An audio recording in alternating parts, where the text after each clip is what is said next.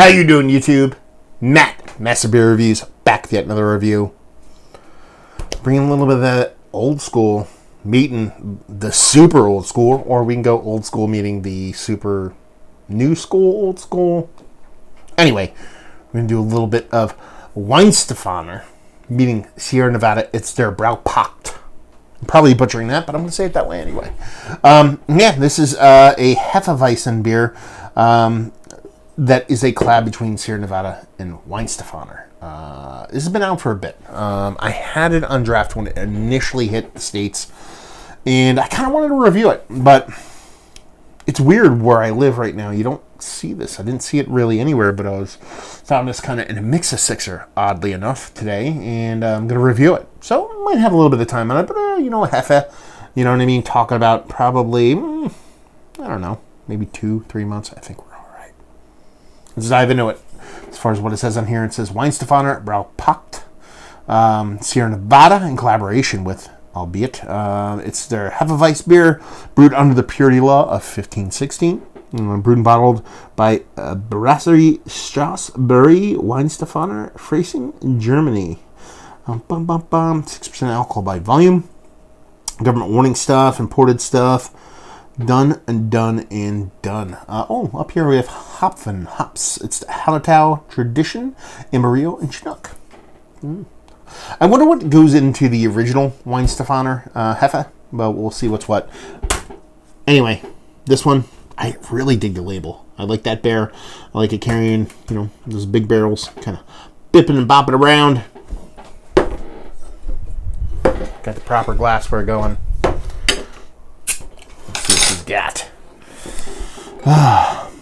So Weihenstephaner, I reviewed my fair share of their beers on my channel. It's probably been a bit since I've reviewed them, because you wouldn't get a ton of variety of their beers here, and I've probably run the gamut of pretty much what they kind of give us here in the States. So when you get something new, you do it.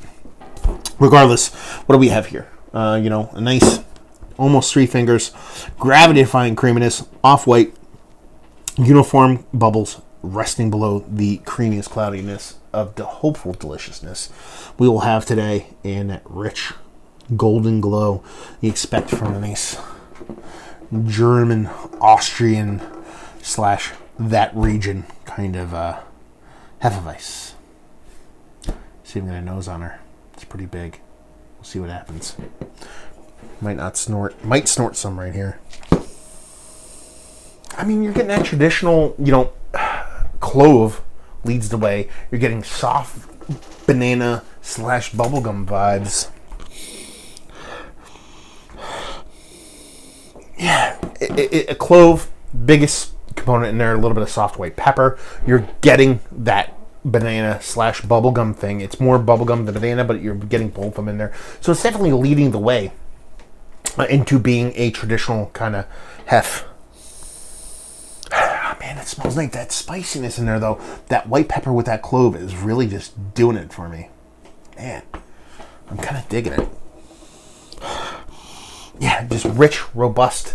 Exactly what you'd expect. There's really not much there as far as bittering goes, hop-wise or anything else. A nice, sweet, rich maltiness, sweet weediness, but nothing too crazy. It's sweet, generically sweet, with that big, huge, spicy clove, white pepper component on top of that bubblegum / banana vibe.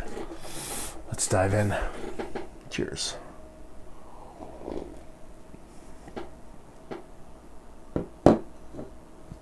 Man, I wish you could see how creamy that is in there. It's crazy. That's delicious. That is absolutely delicious. It's basically you're taking your traditional German Bavarian style hef,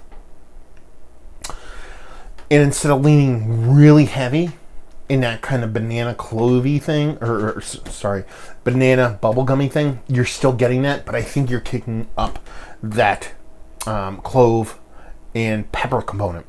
Now you throw a bit, touch, dab, whatever you want to call it, of additional hopping to it So, because there is a bitterness in there, there's a biting bitterness that kind of lingers. Very, I want to say gently biting.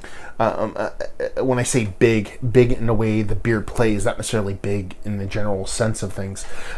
It's relatively big. And it's kind of sitting there in your tongue, so you do get this bittering component on the back end that you typically don't get from a lot of, these German, Bavarian kind of Hefe beers.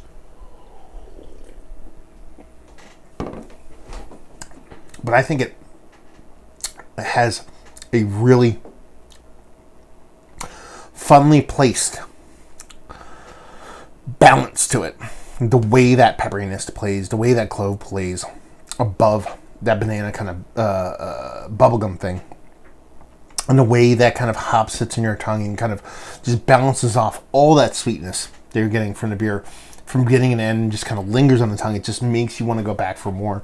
I think it's a really well done beer. Listen, I love me some traditional German styles. I love me some Weihenstephaner. Their Corbinian is one of the first beers I ever reviewed, and it's still one of my favorite beers in Doppelbox to date.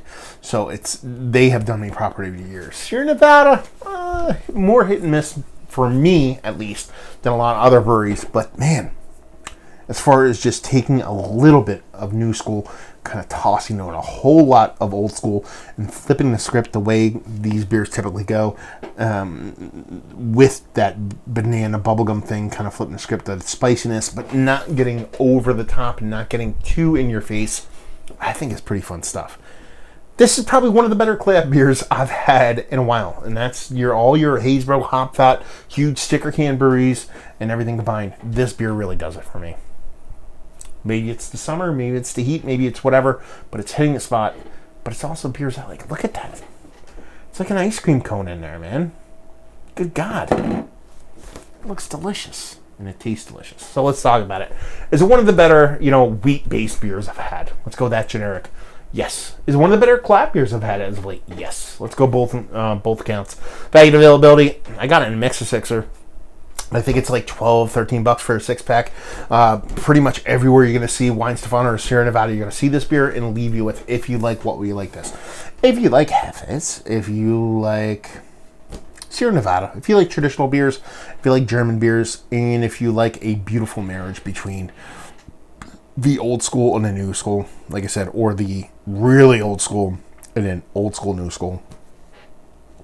However you want to look at it, it's just well done beer. If you like traditional beers outside, if you like outside of hobby beers, the hazy sticker can stuff, and you get down with the more, yeast forward, more malt forward, more grain forward beers, and you like that kind of European, Belgian, German, Bavarian yeast bits and pieces in your beers, then this is going to do you proper. I think, like I said, the way that spiciness plays a little bit bigger than that fruity kind of bubblegum component combined with the hops on the end makes for a really interesting, fun beer while still staying true to its roots. Tasty all around. So there you go. Another review in the books. Hopefully you guys enjoyed it. Down there if you want to talk about it. Massive Beers if you want to check me out doing the whole social media stuff. Beer Massive if you want to check me out doing the podcasting stuff. And hopefully you guys enjoyed the review. Hopefully enjoying a nice little wheat beer right now, and hope to see you next time. Cheers.